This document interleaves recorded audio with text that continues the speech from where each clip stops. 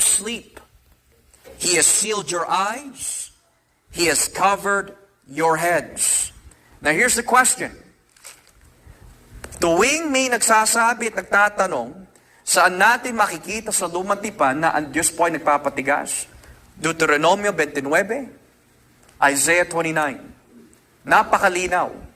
Madalas narinig po natin, ang Diyos po natin, He is not involved with blinding people. He's never involved na hinahayaan sila sa kanilang kagustuhan. Pero time and time again, sa lumang tipan at pati na rin sa bagong tipan, napakalinaw.